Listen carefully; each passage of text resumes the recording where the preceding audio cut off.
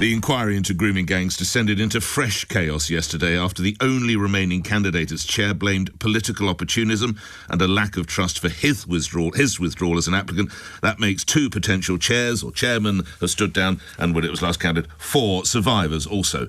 Here with the details, who broke actually some of the details yesterday exclusively on LBC, reporter Henry Riley. Henry, good morning. Morning, Nick. Yes, one source close to the Home Office told me that the situation with the inquiry is far from ideal, which might be the understatement of the year. But as you mentioned, we revealed yesterday Jim Gamble, the former senior police officer, had withdrawn from the process, which he later confirmed in a letter to the Home Secretary Shabana Mahmood. He said there was a lack of confidence in him among some survivors due to his previous occupation, i.e. being a former senior police officer, and the failings of the sort of institution of policing with regards grooming gangs. Now, in the letter, he said the appointment process had been defined more by the vested interests of some, as well as the political opportunism and point scoring, rather than by the cross-party census required. Now, he was actually the only candidate remaining at that stage after Annie Hudson, the former social worker in Lambeth, withdrew. The Conservative leader, Kemi Badenoch, told LBC the situation was a mess.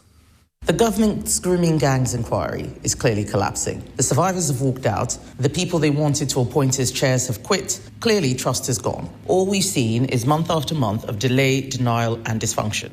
We also revealed yesterday that there was a concern among some survivors about questioning the chairs because participants had to submit their questions a day in advance. Some told us that they felt the process was being stage managed. Now, 4 survivors have now quit the panel as a consequence. Yesterday, you spoke with one of those women, known as Elizabeth.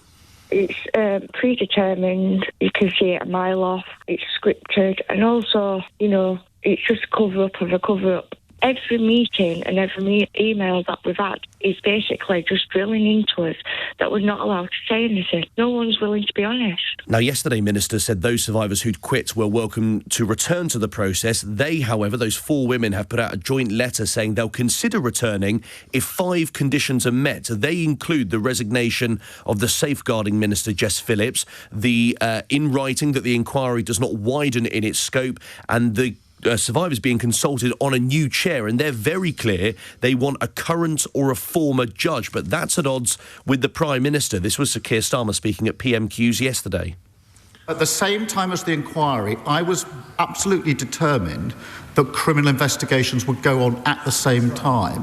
One of the problems that judge-led inquiries run into is that they're often held back until the end of the criminal investigations, and I was determined that we'll be able to run the 2 together. Now, in some ways, Nick, this is quite reminiscent of the independent inquiry into child sexual abuse from a few years ago. Alexis Jay, who ended up doing the report, was actually the 4th chair in 2 years. Yesterday, the Home Office told us they were disappointed that candidates had withdrawn. They're saying they're going to take time now to find the best process for the role. Baroness Casey is involved. I understand she's not going to be the chair, but she's going to help select the new chair. That process is underway as of yesterday. But, Nick, it's all very confusing but interesting. Jim Gamble yesterday making that point that there was political opportunism and point scoring. I wonder who he's referring to. Henry Riley reporting. We'll be speaking with senior Conservative Sir James Cleverly in just a moment, but Henry, you've referenced Jim Gamble, and I'm pleased to say that he can join us now. Just to remind you, he's CEO of the In-Eek Safeguarding Group, former head of Child Exploitation and Online Protection Command Centre, and he's just stood down. Thank you very much for coming on. Mr. Gamble, you were a copper and a senior copper. What do you detect is going on here? Morning to you, sir. Good morning. Well, I mean, look, I think we've reached a point where we are echoing mistakes of the past. We're not putting victims and survivors at the centre. And I'm saying that across the board. So this isn't simply about me, targeting one set of politicians. No one has covered themselves in glory in this. I think it's taken too long to get to where we are. I think the process as it's been set up, even with best intent, has failed to engage appropriately, to empower victims and survivors so that they have a sense of control. And that is really important. But the petty politicking that you're seeing in the margins is also not helpful. And I know James Cleverly is coming on after me, so you'll have the benefit of speaking without reply from me. But ultimately, I would think politicians, all of whom who have been aware of this for a long, long time, would realise that using victims and survivors to score points off one another in the House of Commons isn't going to build anyone's confidence. So they all need to get in a room, lead by example. Well, everyone wants this inquiry to take place. So let's get consensus amongst the politicians. Let's have a system whereby perhaps there's a select committee that you can bring prospective chairs before and do that in a public and transparent way so that decisions can be made in the best interest of the inquiry, in the best interest of survivors, and without the toxicity that's begun to build in the margins, either via well, in the best interest of this interview, Mr. Gamble, the best interview of this interview, Mr. Gamble, if I can ask you to hold, I know Sir James well enough. He will not be in any way offended to be brought in immediately to engage. So please stay on the line, Mr. Gamble. Sir James Cleverly, Shadow Housing Secretary, for a senior Conservative MP. Accusations, Sir James, that this is politicking, obviously laid at the door of not necessarily you personally, at the Conservative Party. Your response? Morning, Sir James. Nick, good morning. Well, I know Mr. Gambler has a very, very strong reputation in this sector, and I tweeted about that yesterday evening. Obviously, it's disappointing that when you hear a professional like that say that he's uncomfortable with the politics behind it. But is it fair, Sir James? Are you, not as you personally, are the Conservatives politicking here?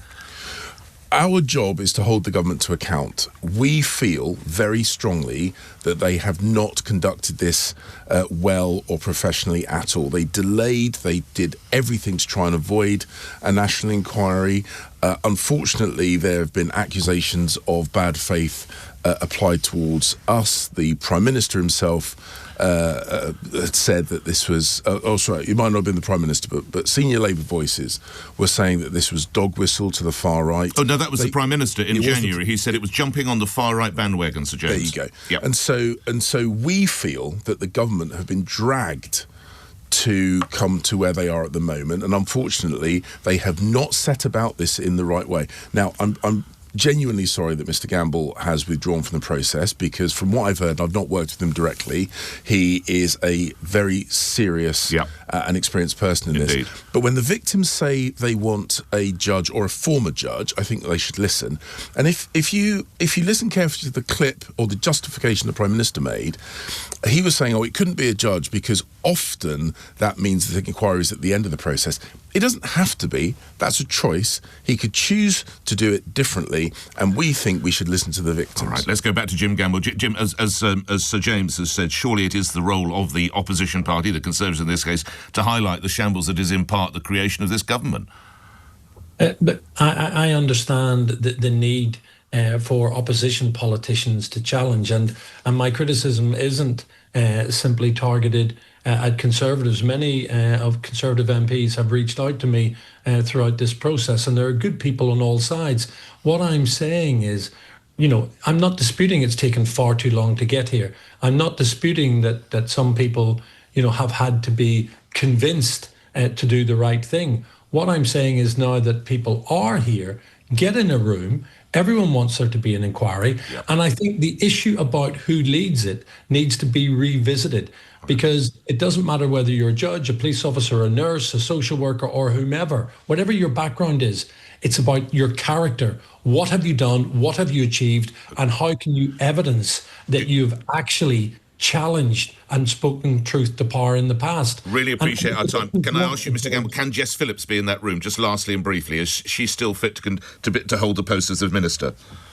She did nothing in her conversation with me to suggest I couldn't address race, to suggest that the terms of reference would be diluted. And when I said I needed to be fundamentally independent and be able to bring victims in to proof terms of reference and agree them, she did nothing to say I couldn't. So I know there's heat in the moment. I know there's emotion and there's overflowing. I think she needs to get in the room with the victims who've left, including Fiona Goddard. But I really think there's a more collegiate approach to this, putting victims at the centre and leading by example. Really appreciate your time today. Thanks, Jim Gamble. Final question. Thank you again, Mr. Gamble. Back to Sir James Cleverly. Sir James, can I read you something from the Times newspaper and get your response on this? The Labour Party would prefer this problem quietly went away, partially because many of their gangs operated for years in areas under local Labour rule, partially because it may be worried about a backlash from certain minority groups, such as those prominent in Ms Phillips' Birmingham Yardley constituency, who almost outed her last year. Is that partly some of the reality behind the scenes, Sir James? Well, I do fear that Look, Jess Phillips, I know, is very passionate about this issue. She has campaigned on this for a long time, and I have no doubt that instinctively her heart's in the right place. But I know I've had conversations with Labour MPs who have been told to back off from asking difficult questions about this terrible situation because it was politically inconvenient within their constituencies to do so. Now, in all of those instances, those Labour MPs have actually spoken out. But there is definitely pressure. And whether it's explicit or implicit, it's definitely there. And this is why it is so important that the victims aren't just listened to, but feel there is genuine integrity in the system, because if they don't feel the system is robust, they will not open up in the way that I think we all need them to. Just want to grab one last minute with you, reminding listeners, of course, it wasn't that long ago that you were Home Secretary. I want to show you just one of the front pages this morning. It's one in, one out, and back in again, says the Daily Express. This is the migrant deported under the so-called one in, one out deal. Simply got on a boat and returned. Sir James. Well, look, to say this was predictable, if someone has come to the UK illegally from France, sending them just back across the channel is not really the deterrent that it needs to be. This is why Rwanda was our partner of choice. A, because they were experienced with migration management, working with the United Nations, and also because they were a lot further away than the French coast. Now, I mean, it would be funny if it wasn't such a serious issue. The level of incompetence in this Labour government is breathtaking. They thought it would be easy.